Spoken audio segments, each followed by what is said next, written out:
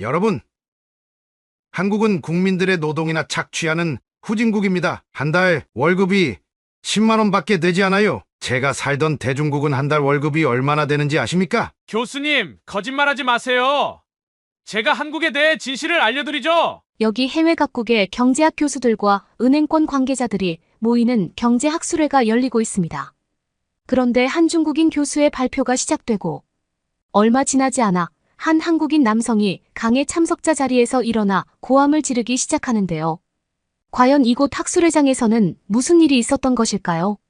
감동시작 애청자 여러분, 영상 시작 전 좋아요와 불우이웃을 위해 끝까지 시청 부탁드립니다. 안녕하세요. 저는 미국 출신의 아이리스라고 합니다. 평범한 미국에서의 대학 생활을 이어나가던 저는 어느 날 한국이라는 나라에 관심이 생겨 한국의 은행권에 취업하기 위한 취업 스터디를 다니고 있었는데요. 그리고 놀랍게도 저는 그 취업 스터디에서 저희의 한국은행권 취업을 도와주는 한국인 친구 현재를 만날 수 있었습니다. 현재는 역시나 저와 마찬가지로 한국의 은행권에 취직하고 싶어 하는 평범한 한국인 청년이었고, 그렇게 저와 현재는 1차 시험을 통과한 뒤 한국은행권 취업의 마지막 면접 단계만을 남겨두고 있었죠. 그러던 어느 날 저는 저희 고향이었던 미국에서 경제와 은행에 관련된 영향력 있는 강의가 진행된다는 사실을 알게 되었고, 마지막 3차 면접까지 시간도 어느 정도 남았던 터라 한국인 친구 현재를 설득해 미국을 소개해 줄 겸 강의도 들을 겸 해서 미국의 하버드 대학교에서 열리는 경제학술회에 함께 참석하게 되었습니다. 전 세계의 유명한 경제학자들과 실제 은행권에서 일을 하고 있는 사람들의 거시적인 안목을 확인할 수 있는 강의들은 꽤 배움에 영향이 있었지만, 세 번째 순서였던 한 중국인 경제교수의 강의가 시작된 후로 저는 저희 길을 의심할 수밖에 없었는데요. 그리고 그것 역시나 저희 한국인 친구 현재도 마찬가지였습니다. 중국의 경제학 교수라던 리커창 교수는 뜬금없이 한국과 중국의 경제를 비교하며 벼랑간 한국 청년의 월급이 평균 10만 원이라는 주장과 그 이유를 설명하는 기괴한 강의를 진행했기 때문인데요. 자료 화면을 켜고 강의를 이어나가던 리커창 교수는 현재 대국 중국은 전 세계 나라들 중 가장 강인하고도 효율적인 경제 규모를 보이고 있습니다. 부자 나라인 이유 때문인지 중국에는 노숙자들이 전혀 존재하지 않으며 소수로 남아있는 중국의 노숙자들조차 한국인들의 평균적인 월급인 10만 원보다 훨씬 많은 돈을 벌고 있죠. 경제 자체가 부유한 상태이기에 중국인 노숙자들의 간단한 쓰레기 줍기 활동도 한국의 대기업과 맞먹는 국가임금을 받아가고 있습니다. 하지만 요즘 각 나라의 뉴스들을 보면 중국의 경제를 의도적으로 비하하고 한국의 경제 순위를 올려치기 하는 이상한 소식들이 주로 보이고 있는데요. 대체 어떠한 이유에서 이런 조작된 통계 자료를 보도하는지 모르겠지만 중국은 현재 완벽한 경제 대국입니다. 그 첫 번째 이유로 일단 중국에 있는 모든 젊은이들은 현재 실직자가 거의 없는 상태입니다. 양질의 대기업과 고임금 일자리들의 모든 중국인 청년들이 취업을 한 상태라고 볼 수 있는데요. 이것은 중국 역사상 역대 최고 기록입니다. 그리고 이러한 중국 청년들의 임금 평균치를 계산한 결과 월급 200만 원으로 한국 젊은이들의 평균 월급인 10만 원과 20배 이상의 차이를 보이고 있죠. 하지만 아직도 많은 나라들은 한국이 중국보다 높은 가치의 디지털 산업으로 경제가 성장하고 있다. 또는 한국인들은 평범한 편의점 아르바이트만 하더라도 월급 200만 원 이상을 받아가는 경제 선진국이라는 헛소리를 하고 있습니다. 세상의 어떤 나라에서 1차원적인 서비스직인 편의점의 월급을 200만 원 받아갈 수 있나요? 이처럼 현재 한국의 경제 규모 속이기 문제는 너무나 심각합니다. 극단적으로 봤을 때 만약 편의점 아르바이트만 하더라도 200만 원을 받을 수 있다면 중국은 이미 경제대국을 넘어서서 모든 나라의 경제를 통치하고 있어야 합니다. 왜냐하면 중국의 인구는 현재 전 세계에서 최고로 많은 수준이기 때문이죠. 그 많은 인구가 해외 각국으로 퍼져나가 편의점 사업을 한다고 생각해 보세요. 단순 계산만 하더라도 중국의 엄청난 인구로 중국은 금방 초선진국으로 거듭날 수 있습니다. 하지만 한국인들과 한국은 이러한 경제의 문제를 모르는지 자신들의 평균 임금이 중국인들을 초월했다는 황당한 소리만을 하고 있죠. 특히나 한국은 이러한 자신들의 가짜와 같은 경제, 대국 이미지를 심어주기 위해 국가 자체적으로 길거리에 외제차를 공급하고 있습니다. 요즘 많은 외국인들이 한국으로 출장이나 여행을 가면 제일 먼저 볼 수 있는 광경이 바로 허름한 길거리에 외제차가 다니는 모습들이죠. 하지만 중국은 이러한 이미지는 전혀 신경 쓰지 않습니다. 오히려 중국인들은 한국인들보다 훨씬 부유하고 돈이 많지만 건강을 생각하기 때문에 차가 필요 없는 것이고, 한국인들처럼 보여주기 위한 사치를 하지 않는 것이죠. 심지어 중국의 몇몇 지방 도시들은 그 도시 자체만으로 한국의 경제 총량을 뛰어넘고 있습니다. 말 그대로 한국이라는 나라 자체가 중국의 도시 하나에 불과한 경제 규모를 가지고 있다는 말인데요. 그리고 이러한 자료들은 너무나도 쉽게 중국 정부의 자료들에서 찾아볼 수 있습니다. 국가 자체적으로 발표한 통계는 거짓이 없어서 이는 모두 사실이며, 이러한 사실을 모르는 사람들은 오직 한국이 선진국이고 살기 좋은 나라라며 옹호하기만 하는 이상한 사상의 외국인과 한국인들 뿐이죠. 이와 관련해서 제가 하고 싶은 말이 바로 중국으로 해외 취업을 하라는 말입니다. 중국에는 600만 개 이상의 은행권 일자리가 존재하고 있지만 이미 중국인들은 모두 부자에게 취업을 하지 않고 있어요. 하지만 외국인 취업생들은 이러한 사실을 모르는지 전부 한국으로만 해외 취업을 준비하고 있더군요. 월급이 10만 원도 안 되는 한국으로 취업을 하고 일상생활을 이어나간다면 금방 노숙자와 같은 생활을 하게 될 것입니다. 그들은 머무를 수 있는 집이라는 시설조차 없어서 지하철 벤치에서 하루하루를 보내고 있어요. 그리고 이러한 모습은 노숙자들이 아닌 평범한 한국의 젊은이들 사이에서 볼 수 있는 일상적인 모습이죠. 하지만 중국은 완벽한 경제 프레임으로 세계에서 가장 많은 중산층을 만들어내고 있고, 많은 나라들이 부러워하는 무료 의료 체계를 만들어냈습니다. 그만큼 부자 나라가 아니라면 절대 불가능한 제도인데요. 여기도 은행권의 취업을 노리는 많은 외국인 학생들이 있는 것으로 알지만 월급 10만 원의 가난한 나라 한국으로 갈지, 아니면 미국을 뛰어넘는 경제 대국 중국으로 올 것인지 정확한 판단을 하시기 바랍니다. 중국인 경제학과 교수는 자신의 강의가 뿌듯했는지 의기양양한 표정을 지으며 질의응답 시간을 가지려는 모습을 보였고, 저와 현재는 그러한 중국인 교수의 표정을 보며 꽤 당황스러울 수밖에 없었습니다. 실제로 중국이라는 나라를 깊이 있게 경험해보지는 않았지만 저희 취업 스터디에도 중국에서 태어난 친구들이 몇몇 있었는데, 그들이 말한 중국의 심각한 경제 상태와는 전혀 다른 상황을 거짓으로 전하고 있을 뿐더러 한국인들의 평균 임금이 10만 원이라는 사실은 두 귀로 듣고 있으면서도 웃음을 참아야 할 정도였거든요. 특히나 한국에서 카페 아르바이트와 옷가게 아르바이트를 하며 생계를 이어나간 뒤 한국 은행권에 취업을 준비하고 있던 저로서는 간단한 아르바이트만 하더라도 월급 170만 원을 받아 집세와 수도세를 지급하고 적응까지 할 수 있는 한국에서의 삶은 그럼 도대체 뭐지라는 생각이 들기도 했습니다. 그 중국인 교수는 그저 거짓된 사상을 전하기 위해 한국의 임금 자료들을 조작한 것 같았고, 외국인인 저조차 한국에서 간단한 아르바이트만 하더라도 200만 원에 가까운 돈을 받고 있다는 사실을 알면 까무러칠 것 같았죠. 하지만 제 옆에 있는 혁수는 꽤나 화가 난 듯 보였는데요. 혁수는 요즘 중국인들이 한국에 대해 잘못된 선동이나 자료들을 통해 문화를 약탈해 가거나 한국 고유의 음식들을 뺏어가려는 국가적인 모습이 자주 보인다고 했고, 지금의 이 상황 또한 그것과 별반 다를 것이 없다며 자신이 직접 나서서 질문을 하겠다고 했습니다. 심지어 은행 취업을 준비하고 있던 현재는 자신이 저 중국인 교수보다 경제 상황에 대해 훨씬 잘 알고 있는 것은 물론 중국의 경제가 얼마나 처참한지 이곳 강의장의 사람들에게 확실히 각인시켜야겠다며 곧바로 자리에서 일어났는데요. 그리고 그렇게 마이크도 없이 일어난 현재는 정확하고 단단한 목소리로 리커창 교수를 향한 반박 발언을 이어나가기 시작했습니다. 안녕하세요. 교수님, 저는 한국에서 은행권 취업을 준비하고 있는 한국인 취업생입니다. 교수님이 중국에서 어느 정도의 영향력을 가지고 계신지는 모르겠으나 전달해 주신 한국의 경제 부분과 관련해서는 너무나 심각한 통계의 조작을 이용한 발언들이 꽤 많이 보이는데요.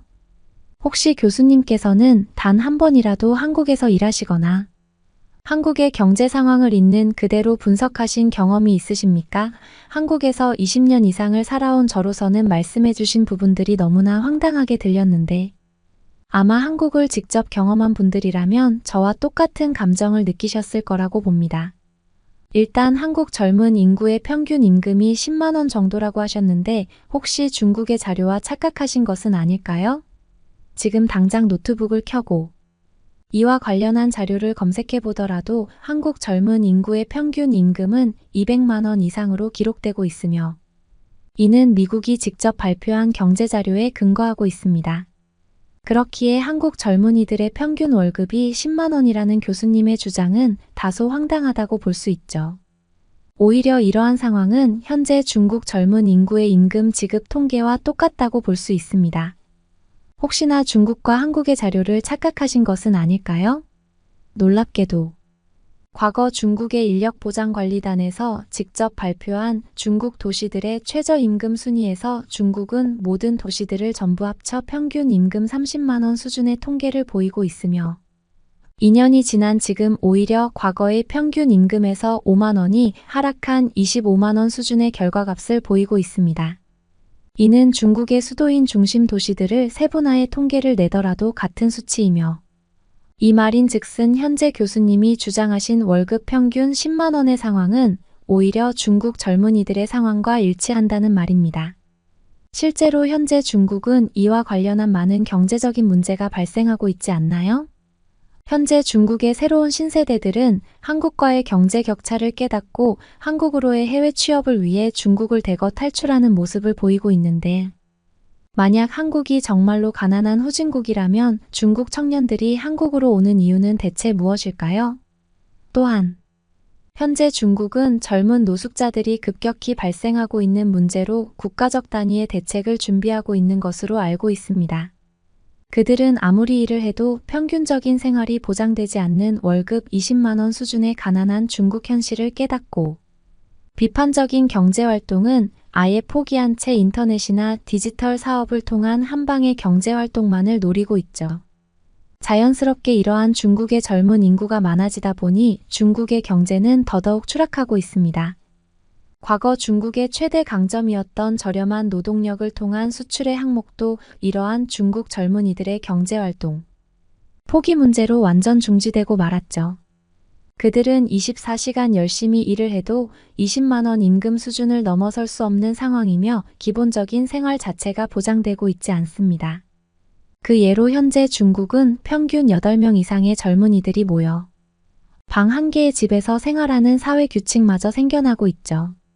젊은이들의 평균적인 임금은 20만 원 수준이지만 그들의 기본적인 의식주가 보장되는 집의 비용이 이것으로 감당되지 않기 때문입니다.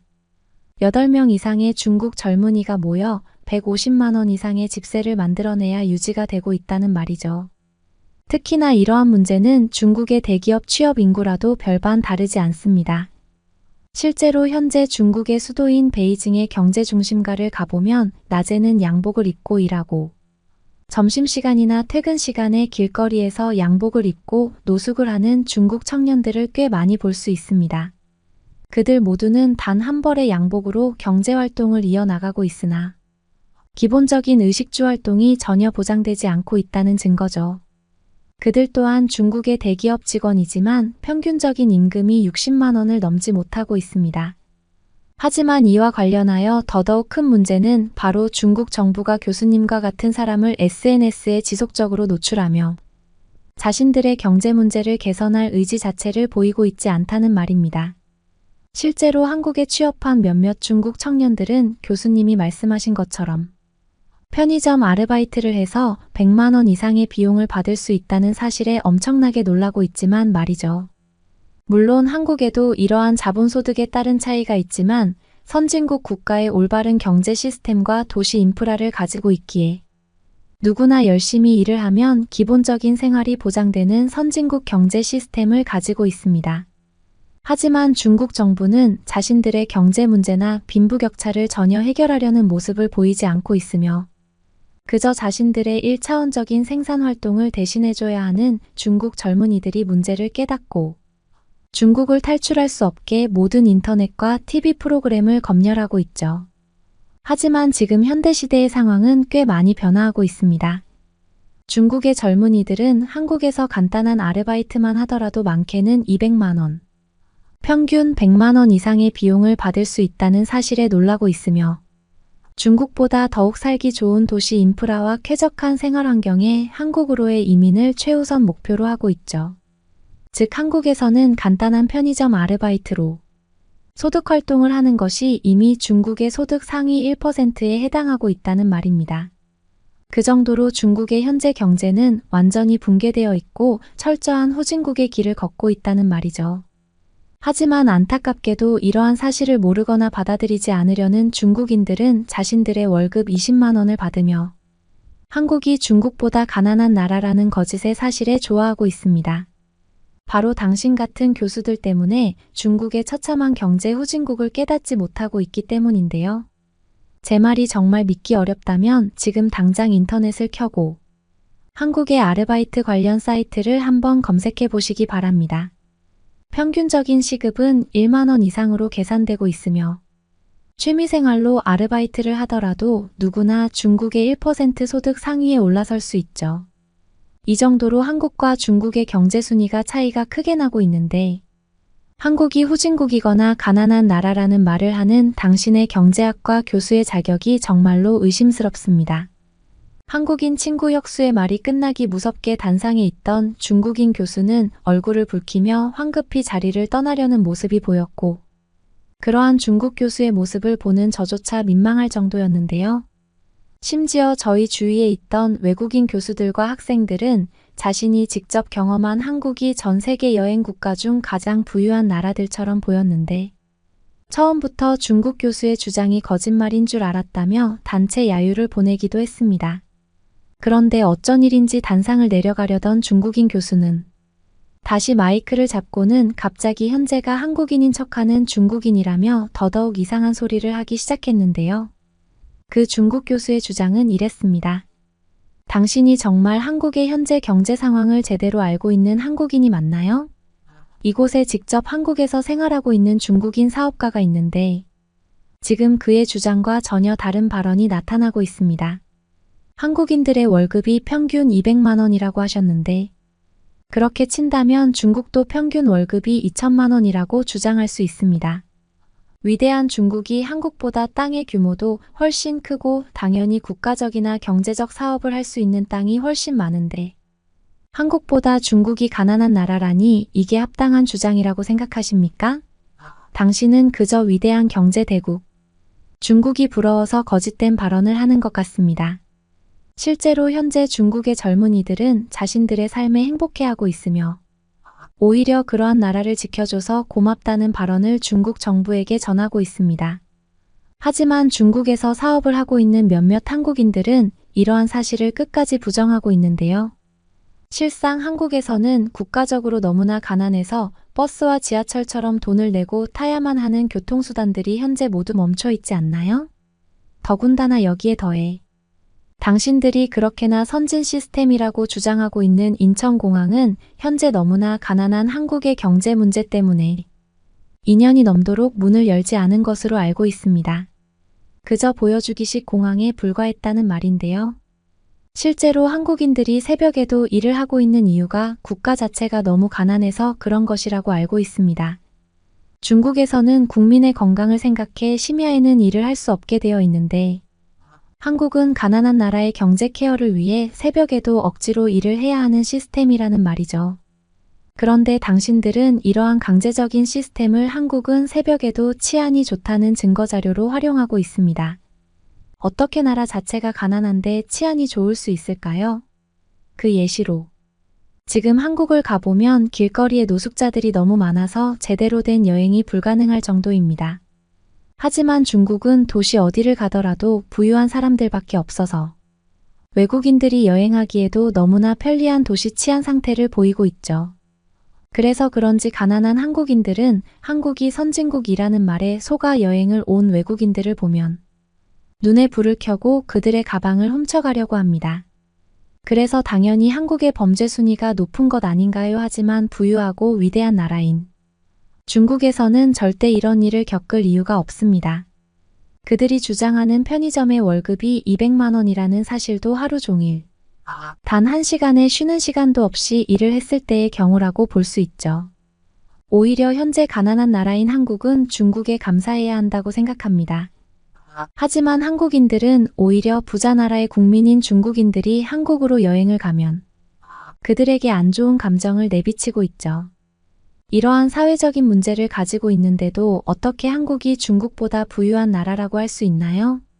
당신은 중국의 젊은이들이 불행한 인생이라고 하지만 실제 중국의 청년들은 한국은 안중에도 없습니다. 그들은 한국인들의 평균 월급이 10만 원이라는 사실을 너무나도 잘 알고 있으며 그저 묵묵히 중국을 위해 일하는 것이 선진국 중국인으로서의 위대한 자부심이라는 것을 너무나도 잘 알고 있기 때문이죠. 그리고 바로 그 순간 저는 참을 수 없는 황당함에 결국 저를 말리는 혁수의 손길을 뿌리치고 외국인으로서 한국에 대해 느낀 실제 경험을 알리기로 했습니다. 특히나 저를 더욱 화나게 만들었던 것은 바로 한국인들이 너무 가난해서 외국인들의 가방을 훔쳐가고 있다는 황당한 중국 교수의 주장이었는데요. 해외 취업을 위해 많은 나라들을 경험해봤지만 제가 겪은 나라들 중 한국인들은 따뜻한 배려와 마음을 가장 많이 보여준 나라였고 심지어 제가 버스를 탈 돈이 없을 때마저도 외국인인 저에게 버스비를 줬던 한국이기에 저는 교수의 말을 손을 들어 끊고 빠르게 반박을 이어나갔습니다. 말씀 중에 죄송합니다만 저는 현재 미국에서 태어나 한국에서 취업을 준비하고 있는 아이리스라고 합니다. 도대체 어떠한 이유로 한국은 그저 가난하고 중국은 부유한 나라라는 주장을 하는지 모르겠으나 교수님의 주장 중 정말 어이없는 문제점이 있는데요. 한국인들이 왜 외국인들의 가방을 훔쳐간다고 주장하는지 모르겠습니다. 외국인인 저조차 한국은 서울에 도착하기만 하더라도 부유한 나라라는 것을 한 번에 느낄 수 있는 나라이고 길거리에서 무료 와이파이를 제공하는 전 세계 최고의 나라입니다. 중국은 이러한 와이파이 시스템마저 가지고 있지 않고 오히려 제가 중국으로 친구를 만나기 위해 갔을 때 도난 사건을 겪었는데요. 심지어 현재 한국인들의 시민의식은 각국 뉴스에도 나올 정도로 높은 시민의식과 따뜻한 배려를 기본적으로 가지고 있는 국민들입니다. 혹시 한국의 카페에서 휴대폰을 테이블 위에 두고 가더라도 아무도 훔쳐가지 않는 장면을 보신 적이 없나요? 이러한 명확한 근거 자료들이 있는데 한국은 살기 어려운 가난한 나라라니 교수님은 중국 당국의 돈을 받고 이러한 활동을 하시는 것 같습니다. 특히나 인천공항은 현재 계속해서 외국인 관광객들을 받고 있고 최근 한국을 찾는 외국인 관광객 방문 통계와 이민 통계는 전 세계 최고 수치를 기록하고 있습니다. 오히려 중국을 찾는 외국인 관광객들의 수가 급속도로 줄어들었죠. 이제 모든 나라는 중국이 껍데기에 불과한 거짓. 경제와 후진국 경제 수준을 가지고 있다는 사실을 알아차렸다는 말입니다. 중국의 국민 대부분은 에어컨도 없는 가난한 생활을 하는 것 아시나요? 하지만 한국은 지하철에서조차 이러한 에어컨 바람을 쉽게 느낄 수 있습니다. 이 정도로 경제 규모의 차이가 나고 있는데 한국이 부유한 나라라는 사실을 그저 인정하지 않는 어린아이와 같은 태도를 보이고 계시네요. 여기서 강의를 듣고 있는 사람들은 저처럼 경제권에 관심이 많은 사람들이고 이미 한국의 경제 규모와 선진국 시민 의식을 충분히 알고 있는 사람들입니다. 이제 그만 거짓 주장을 그만하고 단상에서 내려와 주세요. 저도 모르게 열변을 뱉어냈을 때 이미 중국 경제 교수는 단상에서 사라진 뒤였고 황급히 사회자가 달려나와 상황을 정리하고 있었는데요. 제 옆에 있던 혁수는 자신보다 제가 더 한국인 같았다며 저의 용기에 감탄하는 모습을 보였고 저는 그 순간 제가 한국을 위해서 무엇을 해야 되는지 깨닫는 계기가 되기도 했습니다. 한국은행권에 취업하려는 목표는 분명하나 저는 한국에 대해 오해하고 있는 사람들을 위해 이러한 사실을 공공연하게 알려야겠다는 생각이 들었거든요. 어떤 방식이 될지는 모르겠으나 저는 살기 좋은 나라. 한국에서 생활하고 있는 저의 모습을 직접 동영상으로 촬영해 많은 사람들에게 알리려고 합니다. 제가 겪은 나라들 중 가장 선진국이면서도 살기 좋은 나라는 한국이 분명했으니까요. 그러면 다음 사연으로 넘어가겠습니다. 지금 제가 외국인이라고 사기치는 거죠? 저 그렇게 순진하지 않다고요. 제가 그 말을 믿을 것 같아요? 서울의 한 약국 안에서 어느 외국인 여성이 몹시 못마땅한 듯한 표정입니다. 약사는 억울하다는 듯이 뭐라고 외국 여성에게 설명하기 시작합니다. 오늘의 사연은 독일 여성이 해외 커뮤니티 채널에 올린 내용을 각색하여 전해드리겠습니다. 몸 아픈 것만큼 서러운 것도 없죠. 아픈 것도 서러운데. 돈이 없어서 약을 사 먹거나 치료받는 것도 망설인다면 얼마나 서러울지 상상해 보셨나요? 독일에서는 아프기 시작하면 아픈 것보다 돈 걱정이 먼저입니다. 한국의 세계적인 수준의 의료 체계와 의료 보험 시스템의 우수성은 이미 많이 알고 계실 것 같아요. 한국은 다른 나라 특히 독일과 비교하면 의료의 질뿐만 아니라 병원비 부담이 훨씬 적다고 알고 계실 거예요. 그런데 병원비가 아니고 약값에 대해서는 상대적으로 잘 알려져 있지 않죠.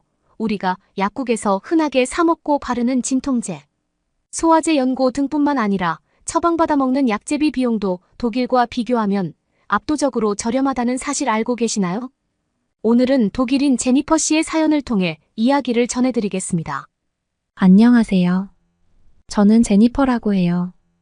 6개월 전에 한국으로 발령을 받아 서울에 오게 되었답니다. 저는 독일 뮌헨에서 나고 자란 토박이에요. 제 고향 뮌헨은 독일 남부에 위치해 있는데 독일에서도 생활하기 아주 좋은 곳으로 알려져 있어요. 활기찬 도시와 매력적인 작은 마을이 조화롭고 몇 시간만 차를 달리면 갈 수 있는 전망 좋은 산악지대와 백사장이 아름다운 해변도 있고요. 무엇보다 자랑으로 꼽으라면 뮌헨의 아름다운 기후입니다. 뮌헨은 한국처럼 사계절이 뚜렷합니다. 이 아름다운 날씨가 얼마나 축복인지 한국에서 살고 계시는 여러분은 아마 못 느끼실 거예요. 이미 여러분께는 당연한 것이니까요. 저는 제 고향에서 찬란한 봄과 여름의 에팔레치아 트레일에서 가벼운 하이킹을 하면서 지내는 시간을 행복하게 여기며 살아왔죠. 한 번도 독일에서 사는 것이 힘들다거나 어렵다는 생각은 하지 못했습니다. 독일이라는 세계 최고의 강대국에서 살고 있다는 나름의 자부심마저 있었던 것 같아요. 한국이라는 다른 세상을 만나기 전까지는 말이죠. 지금은 제 삶을 통째로 바꾸어 놓은 것이 한국이지만 글로벌 물류회사에 근무하는 제가 작년에 한국 지사로 발령이 났을 때는 반가움보다는 걱정이 컸던 게 사실입니다. 저는 한국이라는 나라를 불과 작년까지만 해도 잘 알지 못했어요. 주변에서는 슬슬 K-팝도 듣고 넷플릭스에서 본 한국 영화나 드라마 이야기도 종종 했지만 큰 관심이 없던 저는 그냥 흘려듣고 많은 이야기일 뿐이었습니다. 그리고 그냥 가끔씩 뉴스에서 듣는 북한의 도발이라던가 하는 소식을 들으면서 아직도 전쟁 중인 나라라는 인식 정도 있었죠. 아는 것이 없으니 두려움이 컸던 것 같아요. 회사에서 저를 한국지사로 발령내긴 했지만 제가 한국어를 할 줄 아는 것도 아니었죠. 영어가 통하는 유럽 같은 문화권이면 걱정이 덜했을 텐데 낯선 동양 문화권이라는 사실은 걱정거리를 안겨주기 충분했어요. 어리석게도 그때만 해도 한국에서는 영어가 안 통할 거라고 생각했거든요. 다만 회사에서 한국, 일본, 중국 등 아시아 국가를 대상으로 추진하는 프로젝트가 1년이라는 단기간의 계획이었고 급여도 독일에 있을 때보다 훨씬 파격적이기에 저는 결국 한국행을 오케이하고 오게 된 것입니다. 그런데 나중에 알고 봤더니 저 이외의 다른 젊은 직원 중에 상당히 여러 명이 한국 근무를 지원했더라고요. 한국이라는 나라에서 살아보고 싶다는 이유만으로요. 다만 회사 차원에서는 이 업무와 관련된 제 경력과 성과를 보고 저를 추천해서 보냈고요. 결과적으로는 제가 저에게 저절로 굴러온 복을 뻥 차버리지 않은 것을 천만다행으로 여기고 있습니다. 그때 한국에 오지 않았다면 어땠을까? 지금 생각해도 아찔하네요. 그렇게 시작한 한국 생활은 제게 매 순간 놀라움을 안겨주었습니다. 그 중에서 오늘은 한국의 약값에 대하여 이야기하려고 해요. 독일에서 회사 생활을 시작하자마자 스트레스 때문인지 입술에 아토피 같은 피부염이 생겼었는데요. 겉으로 볼 때 티는 안 나도 약을 안 바르면 간지러움이 자꾸 재발해서 반드시 발라줘야 하는 연고가 있거든요. 게다가 저는 물이 바뀌면 얼굴에 트러블이 나는 피부를 가지고 있어서 항상 쓰는 여드름 연고도 있고요. 독일에서 한국 지사로 발령 났을 때 넘겨줄 업무 정리가 어찌나 바쁘던지 그런 자잘한 연고까지 패밀리 닥터를 만나서 처방받고 챙길 준비를 전혀 하지 못한 거죠. 왜냐면 독일에서는 보통 패밀리 닥터 즉 가정의학과 의사 선생님도 예약이 없으면 만날 수 없고 예약을 해도 며칠씩 기다려야 합니다. 그리고 예약 없이 갑자기 아플 때 가는 어전트 케어는 가서 전문의 만나기도 쉽지 않아요. 기껏해야 PH라는 의사 보조자 약 처방 권한이 있고 의사의 감독 하에 의사의 일부 업무를 할 수 있는 사람만 만날 수 있어서 그나마 잘 가지 않게 되고요. 모 응급실은 너무나 살인적인 금액에 죽기 전에는 가질 않으니 병원의 문턱이 굉장히 높은 곳이죠. 한국에 와서 얼마 지나지 않아 아니나 다를까 입술에 피부염이 금세 올라오더라고요. 그제서야 연고들을 챙겨오지 않은 것을 깨달았죠. 그때까지도 저는 한국 의료 시스템에 대해서 별다른 정보가 없었던 상태였습니다. 그래서 연고들을 처방받기 위해 회사 동료에게 병원 예약하는 방법에 대하여 물어봤죠. 그랬더니 그 한국인 직원은 예약은 필요 없고 가벼운 피부 질환이라면 동네에 있는 피부과나 내과 가정의학과를 그냥 방문하면 된다고 하는 거예요. 그래서 저는 당연히 독일로 치면 어전트 케어 정도 되는 줄 알았죠. 그런데 가서 일단 깜짝 놀란 게 전문의가 계속 상주하고 있고 그런 전문의를 아무런 예약 없이 만나서 진료받을 수 있어서였죠. 놀라움은 거기서 끝이 아니었습니다. 독일은 의료보험제도 또한 한국과 많이 다릅니다. 독일에는 수백 개의 보험회사가 있죠. 내가 들고 있는 보험회사가 적용되는 병원과 약국, 약품이 다 따로 있어서 그곳에서만 진료를 받고 약 처방을 받아요. 병원에서 처방을 받아서 다시 내 보험이 적용되는 약국을 찾아서 멀리 가서 약을 사야 합니다. 그런데 한국은 병원의 바로 옆에 약국이 있더군요. 제가 주변을 살펴보니 병원과 약국은 세트처럼 항상 같이 존재하더라고요. 제가 병원을 이용해보니 그 이유를 알았습니다. 그건 바로 한국의 의료 시스템은 온 나라에서 하나로 통일되어 있어서 병원과 약국의 선택에 아무런 제약이 없던 것이죠.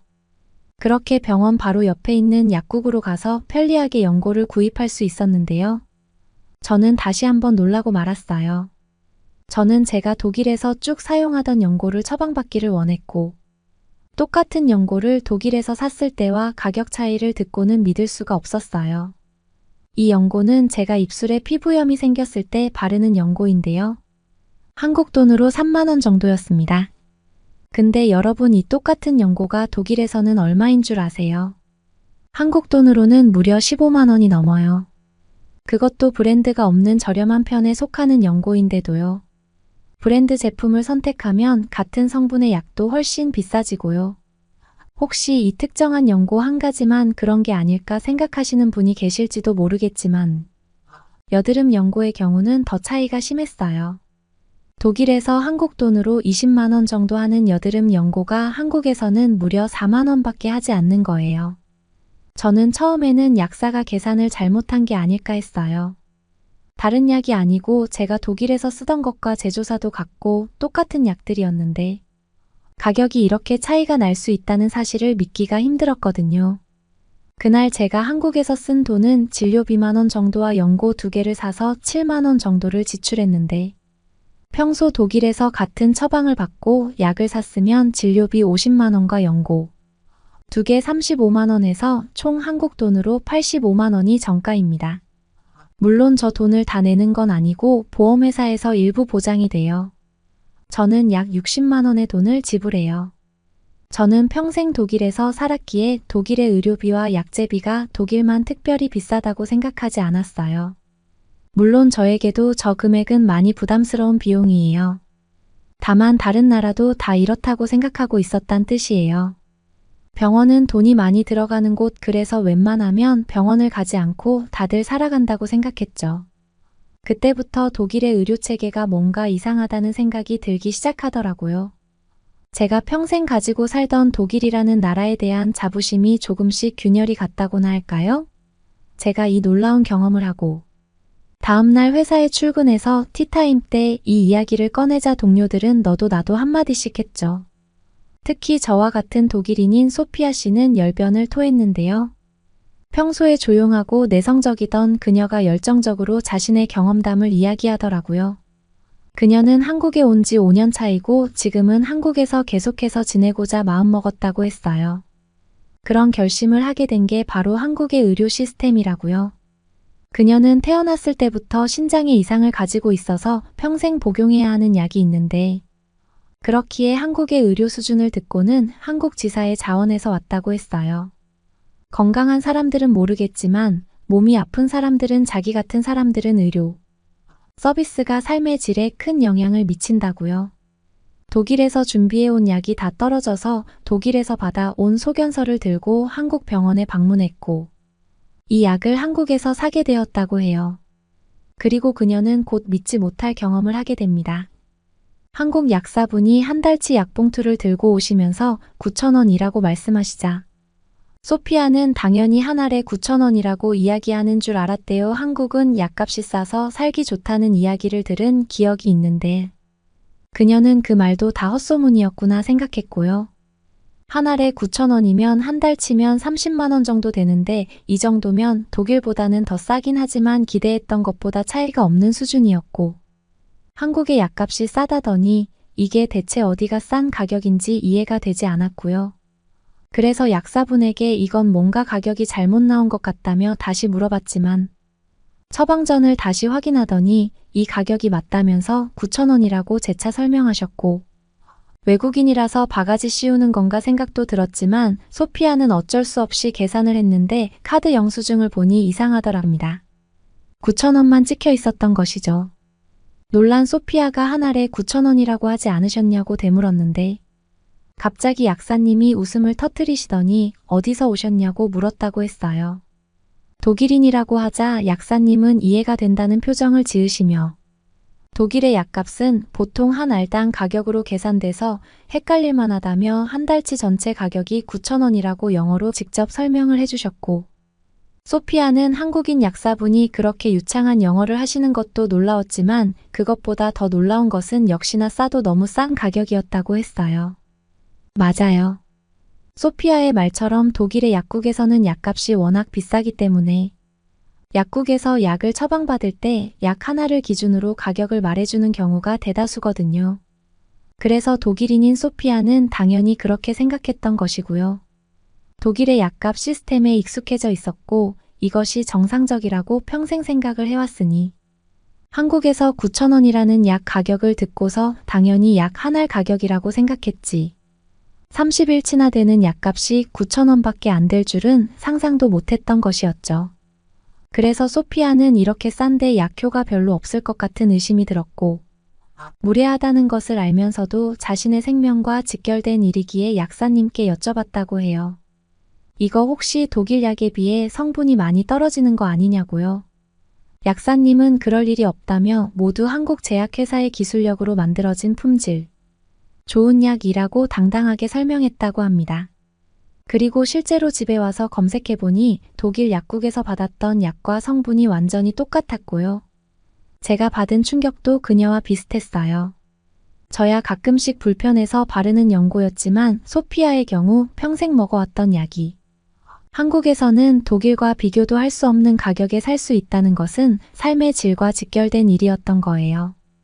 독일에서는 급여를 받으면 30% 정도는 항상 약값으로 지출해왔던 그녀인데 한국에서는 그것의 10분의 1만 지출하는 셈이 되는 거니까요. 그 나머지 돈으로 할 수 있는 일이 얼마나 많겠어요. 동료들과 이런 대화를 나누며 알게 된 사실인데 이렇게 된 원인이 독일이라는 나라는 새로운 처방 약품이 시장에 출시될 때 정부에서 그 가격을 규제하거나 협상하지 않기 때문이었습니다. 대신 수백 개의 건강보험 회사들이 제약회사와 협상을 할 뿐이죠. 반면 한국은 국민의 건강과 직결되는 약품이 시장에 공급될 때 필요성이나 사용 빈도에 따라 정부가 가격을 규제하는 것이죠. 소피아는 독일에 돌아가지 않겠다고 했어요. 차라리 한국에서 정착해서 사는 것이 경제적으로도 여유롭고 행복하다고요. 그리고 지금은 약간만 비교한 것일 뿐이지만 평소 몸이 약한 자기 같은 경우는 큰 병이 생겨서 들어갈 병원비나 수술비를 생각하면 독일에서는 아마 돈이 없어서 치료를 포기하고 죽겠지만 한국에서는 돈이 없어 치료받지 못했단 사람은 보지도 못했다고요. 그렇게 한국을 극찬하던 그녀는 그래서 벌써 5년째 한국 지사 근무를 지원하고 있고 만약 독일 본사 발령이 나더라도 회사를 그만두고라도 한국에 남을 결심이라고 했죠. 그만큼 한국에서 살겠다는 의지가 확고하더라고요. 그녀의 말에 저의 보스인 수단도 거들더군요. 소피아의 마음을 다 이해한다고요. 자신도 한국 생활 2년 차지만 지난달 잠시 독일에 들렸다가 왔는데 독일에 살 때는 몰랐던 것이 한국에 살다 돌아가니 너무 답답했다고요. 자신도 독일에 있는 가족들만 아니면 한국 지사에 오래도록 머물고 싶다고 말했습니다.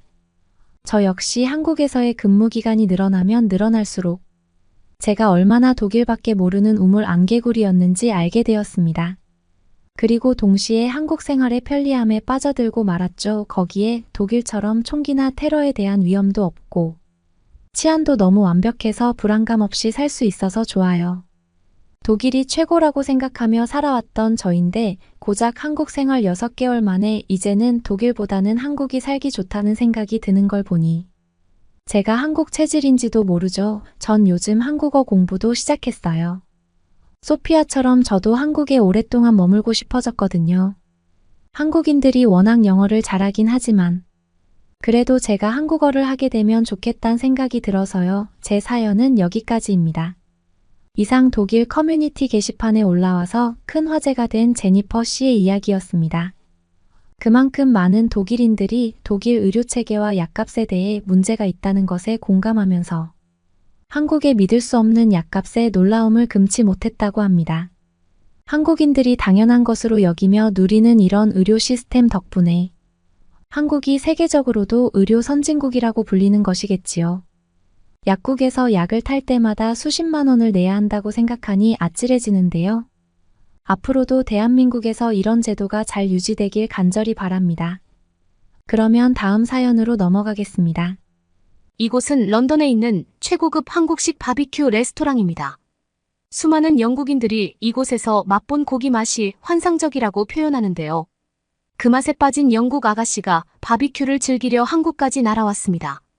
서울 시내에 있는 한 고깃집 안에서 그녀와 그녀의 언니가 흥분한 목소리로 대화를 하고 있습니다.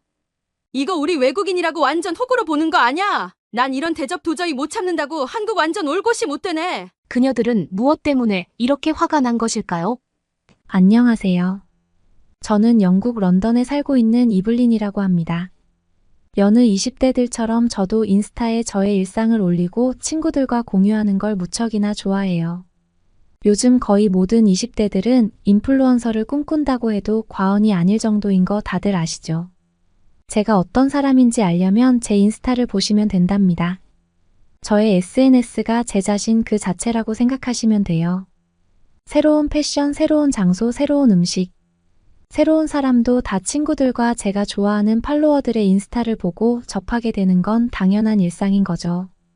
그런 어느 날 제가 가장 사랑하는 인플루언서가 올린 피드 하나를 보게 되었는데요. 그건 바로 런던에 있는 한국식 바비큐 레스토랑에 간 그녀의 모습이었죠. 그녀는 한국식 바비큐의 맛이 너무나 환상적이라면서 역시 미슐랭 원스타를 받기에 충분한 식당이라고 극찬했어요. 그녀는 영국에서 핫하거나 새로 오픈한 특색 있는 식당을 다니면서 소개를 해주는 인플루언서이지만 사실 굉장히 솔직한 평가로 유명하답니다. 절대 협찬을 받았다고 거짓으로 식당의 분위기와 맛을 평가해주는 사람이 아니죠. 그래서 그녀가 이토록 칭찬하는 한국식 바비큐를 먹어보러 안 갈 수가 없었죠. 그녀가 그 레스토랑에 갔을 때는 유명한 축구 선수인 데이비드 베컴도 방문했다고 하더라고요. 베컴도 그 한국식 바비큐를 너무나 사랑해서 한 달에 한 번은 꼭 그 레스토랑에 방문한다고 하니 더 기대감이 커져갔습니다. 참을 수 없어진 저는 당장 오늘 밤에 그곳에 가야겠다. 마음먹고 제 단짝 친구 미셀에게 전화를 했죠. 오늘 밤 저와 함께 런던에서 가장 핫한 레스토랑에 가자고요. 미셀은 흥분한 듯 소리를 질렀어요. 거기 요즘 완전 핫한 곳 아니야. 당장 가자. 그런데 이런 생각을 가진 사람이 저희뿐만이 아니었나 봐요. 세상에 예약이 꽉 차 있어서 2주일은 기다려야 한다는 게 아니겠어요. 기대했다가 갑자기 못 간다고 하니 더더욱 가고 싶은 마음이 불타올랐죠. 혹시나 중간에 취소되는 타임이 있다면 언제든 가겠다고 레스토랑에 요청해 놓았지만 어찌나 인기가 좋은 식당인지 2주일간 취소 자리는 단 한 자리도 나오지 않았습니다. 알고 보니 이곳은 2017년에 오픈한 레스토랑으로 오픈한 지 6개월이 채 되기 전에 미슐랭 원스타를 획득하며 타임스의 음식 평론가 피트 웰스가 런던에서 맛볼 수 있는 최고의 한국식 바비큐라는 찬사를 남기기도 했더군요.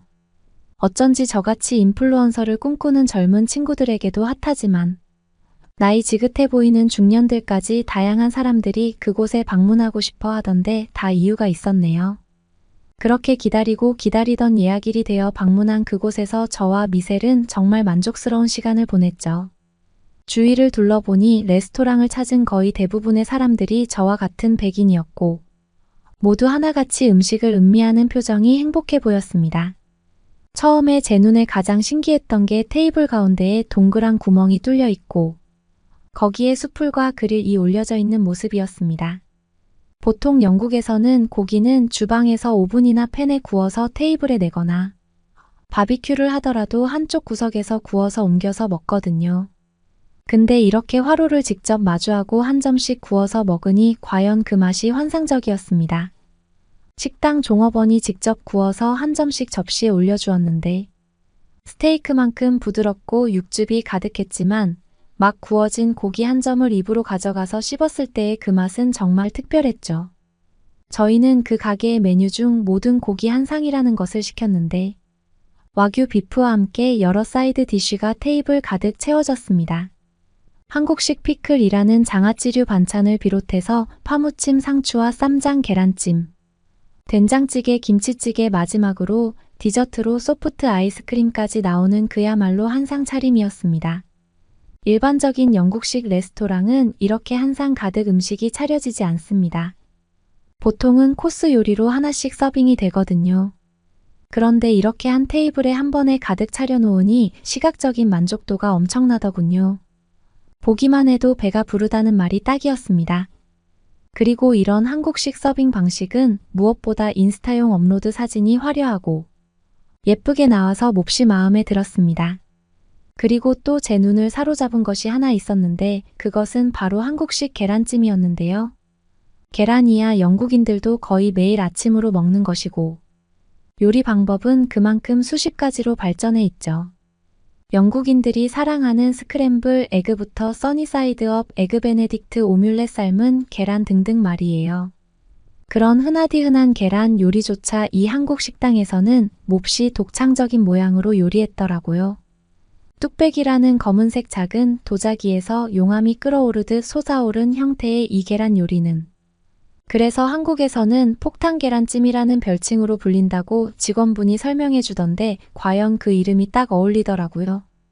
그리고 이 뚝배기라는 그릇은 열이 아주 오랫동안 식지 않는 그릇이기 때문에 식사 시간 동안 내내 따뜻한 계란찜을 먹을 수 있었습니다. 계란찜뿐만 아니고 된장찌개와 김치찌개도 뚝배기에 나왔는데 그것은 매우 놀라운 경험이었어요. 영국의 그릇은 보통 아무리 오븐에서 조리해서 바로 테이블에 낸다고 해도 이렇게 따뜻한 온기가 오래가지 않거든요. 직접 가열하는 불도 없이 이렇게 식사 내내 따뜻한 음식이 가능하다니. 정말 한국인들은 그릇 하나를 만들어도 대단한 능력을 발휘하나 보네요. 아, 잊어버릴 뻔했는데 고기도 한 종류가 아니라 꽤 여러 부위가 나오고 그 중에서 영국식 식당에서는 맛보지 못했던 종류가 있었는데 그것은 바로 양념갈비라는 고기였습니다. 영국인들도 바비큐를 구울 때 소스를 발라서 굽기는 하지만 한국식 양념갈비는 그것과는 맛이 완전히 달랐습니다. 좀 더 달짝지근하면서 간장의 감칠맛과 마늘향이 딱 기분 좋을 정도로 입안에 돌더군요. 이 양념갈비가 식당을 나와서도 꽤 오랫동안 기억에 남아서 또 먹고 싶다는 생각이 들게 만들었습니다. 이 한국식 바비큐 레스토랑에서의 시간은 모든 것이 완벽했는데 딱 한 가지 아쉬운 점이 있다고 하면 비싼 가격이에요. 한상 차림과 와인을 먹고 50만 원 정도 나왔는데 여기에 팁은 별도이니 꽤 비싼 고급 레스토랑에 속합니다. 가격이 조금만 저렴하다면 자주 오고 싶은 레스토랑이었어요. 이날의 경험은 당연히 제 인스타에 고스란히 업로드되었는데요. 그것을 본 제 친구들과 팔로워들이 모두들 부럽다며 난리가 났습니다. 다들 한국식 바비큐를 먹어보고 싶다고 난리거나 이미 경험해본 사람들은 한 목소리로 칭찬하더군요. 제 동창 빅토리아가 이런 댓글을 달았더군요. 이곳도 멋지지만 진짜 한국에 가서 바비큐를 경험해봐 절반도 안 되는 가격에 완벽한 식사와 분위기를 즐길 수 있어. 사실 안 그래도 요즘 한국에 관심이 조금씩 생기기 시작하던 차였습니다.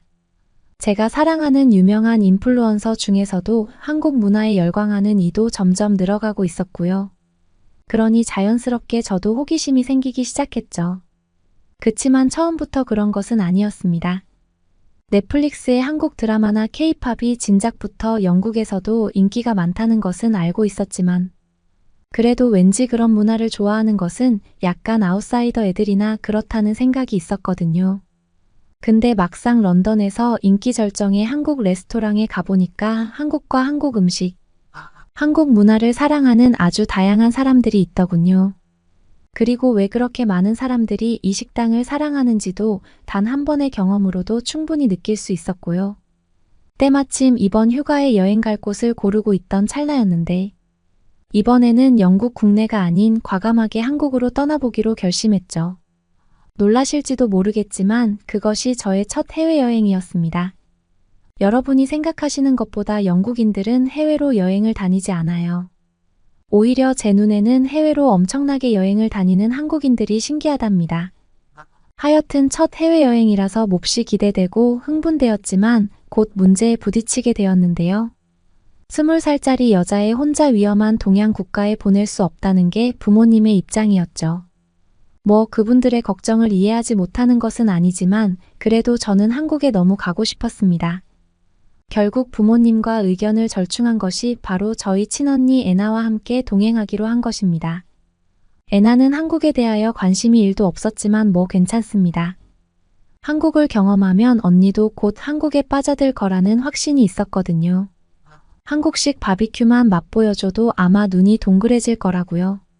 언니에게 한국 여행은 나만 믿으라며 큰 소리를 뻥뻥 쳤지만 저도 약간 긴장이 되기도 했어요. 일단 스마트폰이 있긴 했지만 말이 잘 통하지 않는 나라에 간다는 게 걱정이 되었거든요. 그런데 이런 제 걱정은 한국 공항에 도착하고부터 싹 사라졌습니다. 일단 한국은 공항과 대중교통의 영어가 완벽하게 표기가 되어 길을 찾는 것은 하나도 어렵지 않았고 한국인들은 영어를 평균적으로 너무나 잘했습니다. 심지어 그들은 우리가 뭔가 헤매고 있는 듯한 느낌을 받을 때면 다가와서 도움이 필요하냐고 묻거나 어디를 찾고 있냐고 물어오더군요. 한국인들의 영어에 대한 자신감이나 실력에 깜짝 놀란 것은 저보다 언니인 애나였는데요. 언니는 회사에서 출장 때문에 일본에 짧게 다녀온 적이 있는데 그때 일본인들의 영어 발음이 엉망이어서 너무 짜증이 났다고 했어요. 심지어 비즈니스를 하기 위해 온 사람들조차 영 별로였는데 한국인들은 같은 동양인들인데 길거리에서 길을 알려주는 사람들조차 실력이 이렇게 좋을 수 있냐는 거죠. 어쨌든 그렇게 좋은 첫인상을 가지고 기분 좋게 한국 여행을 시작했습니다. 결론부터 말하자면 그것은 정말 놀랍고 행복한 시간이었습니다.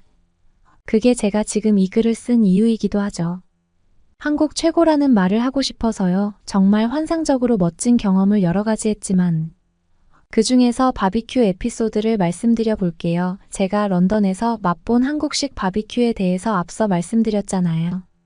저는 인스타에서 본 식당 여러 곳 중에 한 곳을 신중하게 골라서 언니를 데려갔죠. 지금 와서 생각해보면 그곳은 고급스러운 곳은 아니었고 흔히 말하는 요즘 젊은이들이 즐겨가는 트렌디하고 힙한 곳이었던 거예요. 제가 이미 한국식 바비큐에 대해 언니에게 너무 많은 자랑을 했기 때문에 언니에게도 그만큼 멋진 맛을 선보이고 싶었습니다. 근데 제가 식당을 잘 못 골랐던 걸까요? 아니면 우리가 외국인이라서 무시하는 걸까요? 분명히 런던에 있는 한국식 레스토랑에서는 직원이 모든 것을 서빙해주고 고기도 다 적당하게 굽고 잘라서 접시에 놔주었는데 한국에서 방문한 그 고깃집은 주문한 고기를 직접 구워야 한다는 거 아니겠어요? 저는 큰 충격을 받았습니다. 아니, 내가 직접 고기를 굽는 노동을 하고 돈을 지불해야 한다는 건가 하고요. 그리고 처음 세팅해준 반찬이 떨어지면 직접 뒤편에 있는 셀프바에 가서 음식을 가져다 먹으라고까지 하는 거 아니겠어요? 분명 우리가 외국인이라고 차별하는 것이라고 생각했죠. 그러면서 한국에 대하여 좋았던 생각이 와르르 무너지는 기분이 들었습니다. 그래서 화가 난 저는 직원을 불러 따지려는 찰나 언니가 저를 불렀습니다. 다른 테이블을 좀 봐봐. 모두들 집게와 가위를 들고 직접 고기를 굽고 있어. 언니 말을 듣고 주위를 둘러보니 정말 그렇더군요. 언니는 그런 한국인들의 모습이 되게 낯설지만 재미있게 보인다며 웃더라고요. 음식을 저렇게 가위로 자르면 엄청나게 재미있고 편하겠는걸 하면서요. 그렇게 시작된 저희 자매의 난생 처음. 한국식 바비큐 굽기 처음에 내가 내 돈 내고 고기를 사 먹는데 직접 구워서 먹으라고 불만스럽게 들었던 감정은 일단 다른 사람들과 함께 고기를 구워서 먹는 일이 얼마나 재미있는지를 알게 되는 순간 곧바로 잊어버렸습니다. 그리고 한국식 이 길다란 가위를 우리가 영국으로 돌아갈 때 반드시 사서 가자며 언니와 한 목소리를 냈습니다. 긴 날 덕분에 뭐든 엄청나게 잘 잘리는 이 가위가 요리할 때 상당히 유용하겠다 싶었거든요. 또 하나 놀라운 것은 한국식 바비큐에 사용되는 잘라진 고기 모양이었습니다. 대부분의 영국인들은 기름기가 적고 두껍게 썬 바비큐 고기에 익숙하지 기름기가 많고 얇게 썬 고기에 익숙하지는 않습니다. 그래서 한국식 돼지고기인 삼겹살을 시켰을 때 우리는 적잖이 당황했습니다. 기름은 건강에 좋지 않다고 배워왔는데 그 삼겹살이라는 고기는 반 이상이 비계였거든요. 그런데 인스타에도 한국 식당에 가서 삼겹살을 꼭 먹어보란 글을 분명히 많이 봤단 말이죠. 언니와 저는 속는 셈 치고 그 얇게 썬 기름기 많은 고기를 불판에 올려보았습니다. 분명히 추천하는 데는 이유가 있지 않을까? 하면서요, 과연 보이는 것과는 다르게 그 맛이 놀라웠는데요. 일단 불판에 구우니 기름기가 밑으로 쏙 빠지면서 바삭해지고 기름의 맛이 매우 고소하게 느껴졌습니다. 솔직히 런던에서 먹은 한국식 고급 소고기 바베큐보다 더 맛있게 느껴졌어요. 물론 두 고기의 맛이 완전히 다른 것이지만 둘 중에 하나를 선택해야 한다면 저는 삼겹살에 한 표를 주겠습니다. 그치만 그날 먹었던 양념갈비도 매우 맛있었습니다. 언니는 양념갈비를 매우 마음에 들어 했어요. 처음에 양념갈비를 먹었던 저처럼 언니도 그 감칠맛에 반한 것 같더군요. 원래 마늘향을 좋아하지 않던 언니인데 한국의 양념갈비는 너무나 맛있게 먹더라고요. 그리고 언니가 가장 많이 놀란 점이 바비큐에 딸려 나오는 사이드 디쉬들이 모두 무료 반찬들이라는 것입니다. 영국을 비롯한 다른 나라들에서는 주문한 음식만 테이블에 올라오는 게 상식이니까요. 저야 한국식 식당을 런던에서 경험해봐서 알고 있었지만 한국식 바비큐 식당에서 처음으로 음식을 먹어본 언니는 반찬값은 따로 받는 줄 생각했다고 해요. 그래서 언니는 시키지도 않은 음식을 테이블에 서빙하고 심지어 모자라면 뒤편에 가서 직접 가져다 먹으라는 직원을 설명해 외국인이라고 바가지 씌우는 건가 하는 생각에 약간은 두렵기도 하고 혼란스러웠다고 해요. 그러나 곧 제 설명에 오해를 풀자 한국식 식당 문화에 놀라워했어요. 이렇게 무료 음식을 제공하면 이익이 남을까? 하면서요, 그러면서 엄청나게 팁을 줘야 하지 않을까? 하고 이야기했는데 저는 그 말에 씩 웃으며 사전에 공부해 온 것을 설명했어요. 한국에서는 팁 문화가 없다고요. 언니는 정말로 눈이 커다래져서는 믿을 수 없다는 표정을 했죠. 왜냐면 요즘 영국에서도 팁 문화가 점점 말이 많아지고 있거든요. 코로나 시국을 지나면서 영국의 팁 문화는 한마디로 엉망이 되었습니다.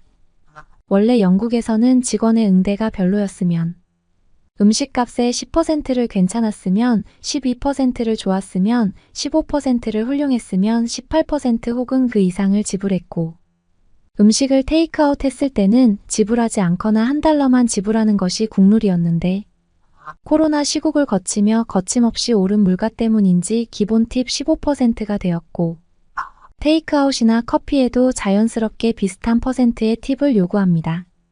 키오스크 사용에도 팁을 의무적으로 부과하거나 배달앱을 통해서 음식을 시켜 먹을 때도 마찬가지고요. 그래서 한국에서는 이렇게 풍성한 서비스를 받으면서 팁, 문화가 아예 없다는 소리를 들은 언니가 그렇게 놀란 것이죠. 시작된 저희의 일주간의 한국 여행은 몹시 새롭고 즐거운 경험이었습니다. 저보다 더 신난 게 언니일 정도였습니다. 내년에도 꼭 다시 오자며 저를 설득하더라고요. 저의 예상에 한국에 단단히 빠진 저희 자매가 앞으로도 자주 한국에 올 것 같습니다. 그때마다 좋은 경험하고 갈 수 있었으면 좋겠네요. 제 사연은 여기까지입니다. 들어주셔서 감사해요. 여러분은 어떻게 보셨나요? 응원과 격려의 한마디씩을 댓글로 남겨주시기 바랍니다. 사연자분들께 전달해드리겠습니다. 실제 사연 제보를 받고 있습니다. 채택되신 분께는 작은 선물도 보내드리고 있습니다. 저희의 사연이 여러분의 하루에 작은 힘이 될 수 있었으면 좋겠습니다. 감동적인 사연을 주변 분들과 이야기 나눠보세요. 더욱더 좋은 영상으로 다시 찾아뵙겠습니다.